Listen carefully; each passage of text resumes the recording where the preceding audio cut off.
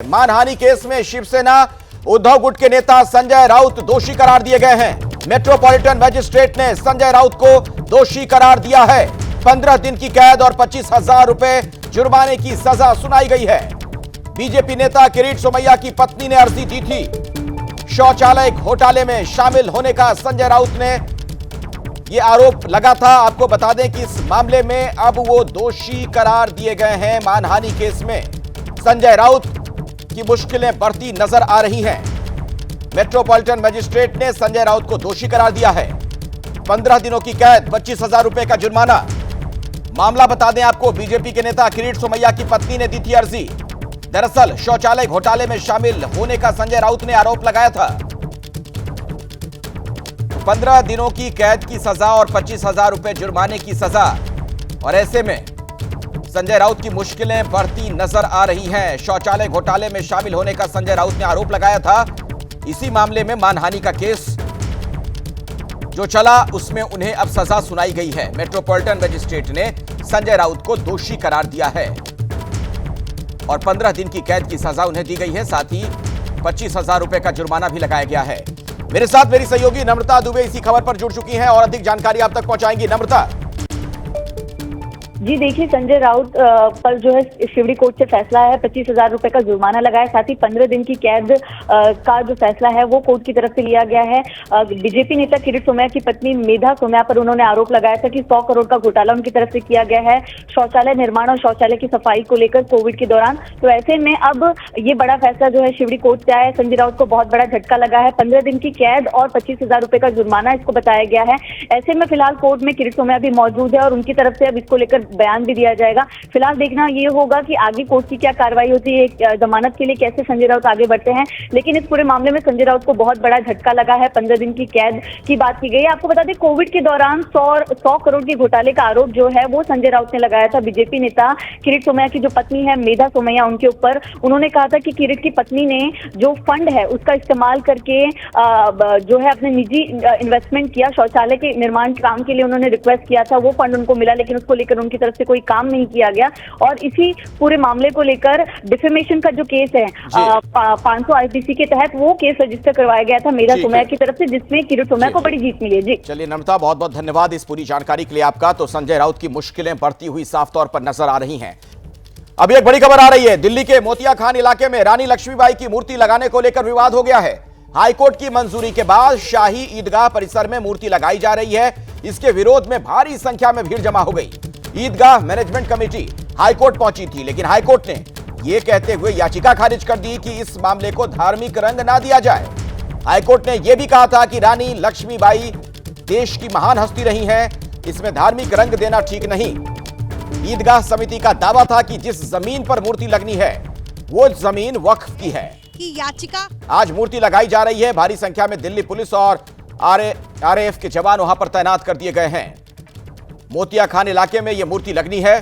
Delhi high court की मंजूरी के बाद यह मूर्ति यहां पर स्थापित की जा रही है और ऐसे में प्रशासन वहां पर मौजूद भारी दल बल के साथ हाईकोर्ट की मंजूरी के बाद यहां पर यह मूर्ति लगनी है। मोतिया खान में ईदगाह परिसर में मूर्ति का विरोध किया जा रहा है। ईदगाह परिसर में मूर्ति लगाने का विरोध सामने आया है। सदर बाजार के शाही ईदगाह पार्क में बनाई जाएगी रानी झांसी की मूर्ति और सीधी तस्वीरें एक्सक्लूसिव मैं आपको दिखा रही हूँ उस जगह की जहां पर निर्माण की जो प्रक्रिया है वो शुरू हो गई है। आपको सामने एक गड्ढा नुमा नजर आ रहा होगा और यहाँ पर रानी लक्ष्मीबाई की मूर्ति बनाई जाएगी। दरअसल शाही ईदगाह समिति की तरफ से, कमेटी की तरफ से कोर्ट में याचिका दायर की गई थी जिसमें ये विरोध किया गया था कि यहाँ मूर्ति ना बनाई जाए।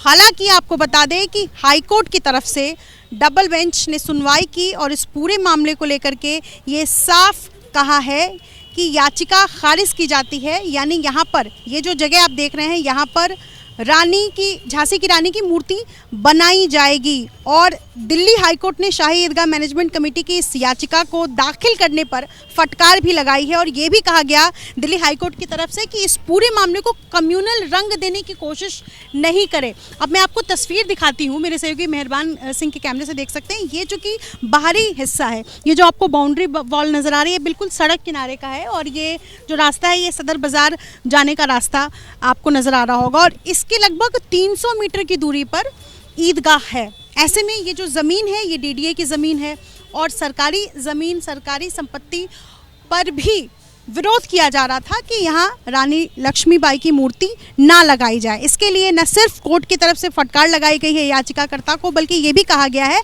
कि इसको धार्मिक रंग ना दे।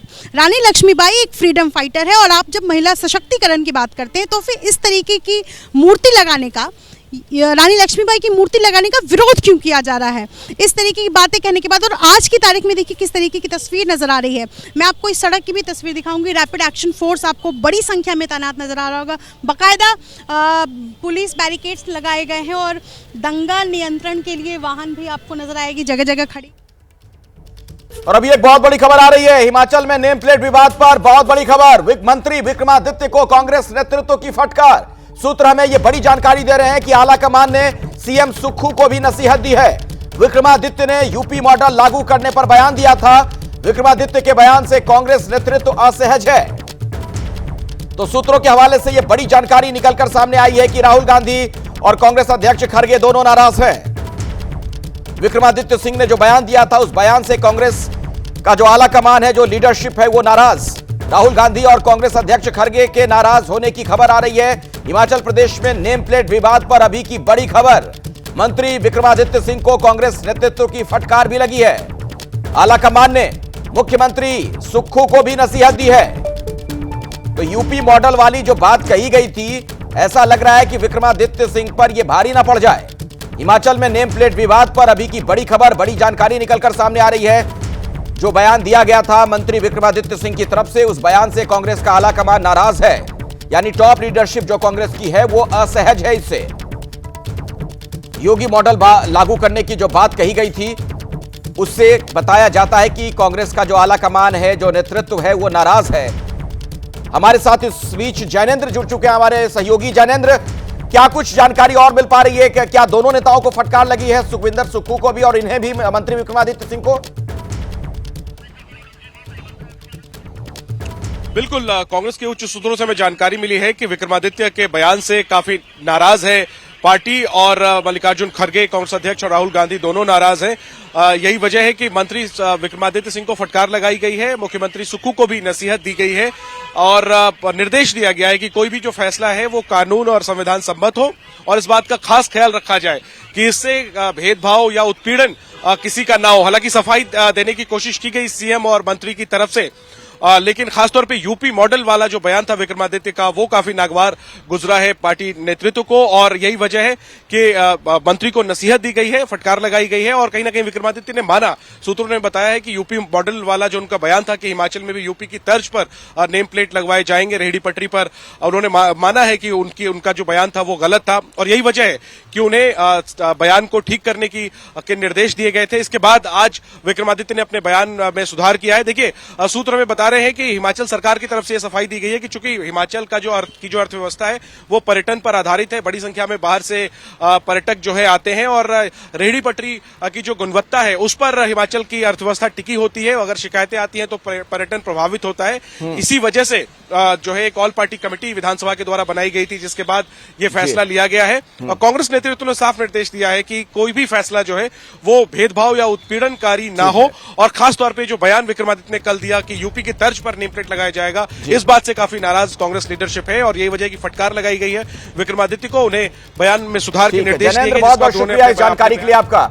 दरअसल यूपी की तरह हिमाचल में भी नेम प्लेट का नियम लागू होने जा रहा है। इसे लेकर कांग्रेस के नेता बटे हुए हैं। विवाद इसलिए हुआ क्योंकि कल हिमाचल के मंत्री विक्रमादित्य सिंह ने कहा था कि यूपी की तरह हिमाचल में भी नेम प्लेट की व्यवस्था होगी। इस पर छत्तीसगढ़ में कांग्रेस के बड़े नेता टीएस सिंहदेव ने सवाल उठा दिए। अब एक बार फिर विक्रमादित्य सिंह का बयान आया। विक्रमादित्य का कहना है कि हिमाचल के फैसले में यूपी योगी का लेना देना नहीं, हिमाचल सरकार को ही यह सब करना है। योगी सरकार, यूपी सरकार से कोई कनेक्शन नहीं है।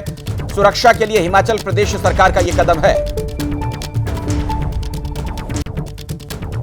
इसमें जो घटनाक्रम पिछले कुछ समय में बीता है, उसमें एक शांतिप्रिय माहौल बनाना ये प्रदेश सरकार की जिम्मेवारी बनती है, हम सब की जिम्मेवारी बनती है। और इसमें माननीय हाई कोर्ट ने भी समय समय पर ये कहा है कि टाउन वेंडिंग कमिटीज़ जो है वो म्यूनिसिपल लिमिट्स के अंदर हिमाचल प्रदेश के अंदर बनाई जाए, ताकि जहाँ पर भी जो वेंड्स बन रहे हैं उसमें प्रॉपर तरीके से वेंडिंग जोन्स बनाए जाए और जगह जगह पे लोगों को वहाँ पे बसाया जाए। हमने ये भी कहा है कि बाहर के राज्यों के लोगों को हिमाचल में आने के लिए स्वागत है, मगर प्रदेश की आंतरिक सुरक्षा बनाए रखना और साथ साथ जो हाइजीन के इश्यूज आते हैं, क्योंकि ईटरीज जब चलती हैं तो इन सब चीज़ों को भी ध्यान में रखने की आवश्यकता है। पीछे हमने जो बैठक करी है उसमें ये कहा है कि इसके लिए जो है वो आइडेंटिफिकेशन जो भी वेंडर्स होंगे उनकी करवाई जाएगी। इसमें यूपी का या योगी जी से इसका कोई लेना देना नहीं है। हिमाचल प्रदेश एक अलग प्रांत है, हिमाचल प्रदेश के अलग मसले हैं, हिमाचल प्रदेश के लोगों के अलग मुद्दे हैं। और आइए अब आपको सुनवाते हैं कि विक्रमादित्य सिंह ने कल क्या कहा था और इस पर किस तरह छत्तीसगढ़ में कांग्रेस के बड़े नेता टीएस सिंहदेव ने सवाल उठाए थे। जितने भी स्ट्रीट वेंडर्स हैं, पर्टिकुलरली जो खान पीन का सामान बेच रहे हैं, तो उसके ऊपर जो है हमको दोनों तरीके से हाइजीनिक रूप से भी उसके ऊपर जो है एक्शन होना चाहिए, क्योंकि सफाई वाला खाना बिकना चाहिए। मगर क्योंकि इसमें बहुत सी चिंताएं लोगों ने व्यक्त करी थी, जो भी अपना दुकान चला रहा है, रेडी फड़ी चला रहा है, उसको अपना आईडी, अपना क्लियर आइडेंटिफिकेशन उसमें करना होगा। हिमाचल की सरकार के इस फैसले से मैं सहमत नहीं। जो मैंने देखा कि एक सोशल मीडिया में वीडियो आया था छोटा, कि अल्पसंख्यकों के दुकानों के सामने शटर के ऊपर क्रॉस लगा रहे हैं कि इनका हमको बहिष्कार करना है। ये निंदनीय है। और हिमाचल की सरकार ऐसा कर रही है तो वो सरकार में रहने लायक है कि नहीं, उस पर प्रश्न लगेगा। और इस वक्त बड़ी खबर यूपी के मुजफ्फरनगर से है, वो जल्दी से आपको बता दें। मुजफ्फरनगर में एक दलित छात्र आईआईटी में एडमिशन को लेकर बेहद परेशान है। छात्र का नाम है अतुल कुमार और जो मुजफ्फरनगर के खतौली का रहने वाला के गरीब परिवार से ताल्लुक रखता है अतुल। दरअसल अतुल की आईआईटी धनबाद में इलेक्ट्रॉनिक इंजीनियरिंग की सीट पहले राउंड में ही पक्की हो गई थी, लेकिन समय पर फीस ना जमा करने के चलते उसे एडमिशन नहीं मिल पाया था, जिसके चलते अब परेशान होकर छात्र ने सुप्रीम कोर्ट का दरवाजा खटखटाया। और इसके साथ आपको बताएं कि सीजीआई ने छात्र को यह भरोसा दिलाया है कि पूरी मदद होगी और मामले में नोटिस भी जारी करेंगे। तो फीस को लेकर के एक ब्राइट स्टूडेंट जिसने पूरा एग्जाम क्रैक किया, अपनी सीट पक्की की, लेकिन फीस नहीं भर पाने की वजह से वो एडमिशन नहीं लिया।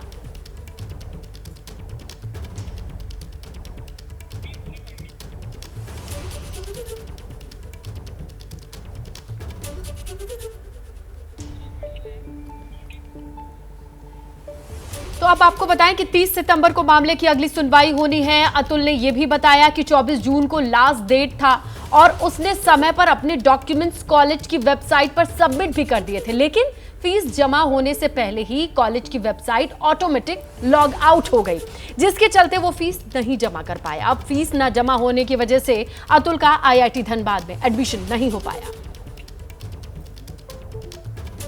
पहले फीस पे करनी थी और जब फीस इंतजाम हो गया तो उसके बाद ऑनलाइन पोर्टल पे वो कर रहे थे, अपलोड करे डॉक्यूमेंट्स, तो उस भरते हुए जो 4:56 PM पे ऑटोमेटिक लॉग आउट हो गया था अपने आप, और वो करते करते ही टाइम ओवर हो गया। 5 PM डेडलाइन थी तो उस फिर पे नहीं कर पाए फीस। तो इसके ये फिर हमने उनसे कांटेक्ट करा तो उनकी तरफ से ये रिप्लाई आया कि पूरा प्रोसेस, सीट अलॉटेशन प्रोसेस कंप्यूटराइज्ड है, तो वे कुछ नहीं कर सकते। पहले हम झारखंड हाई कोर्ट में गए, वहाँ से ओपिनियन मिला कि ये केस मद्रास हाई कोर्ट में फाइल होना चाहिए, इसलिए मद्रास हाई कोर्ट गए। कोर्ट की तरफ से जजों ने ये हमें परमिशन दे दी कि हम सुप्रीम कोर्ट में केस फाइल कर सकते हैं। हम अपना सुप्रीम कोर्ट में 24 सितंबर को ही हियरिंग थी। हियरिंग में चीफ जस्टिस ऑफ इंडिया भी थे और बाकी 2 और जज भी थे, और जज ने बोला कि वे मदद करेंगे और नोटिस जारी कर देंगे।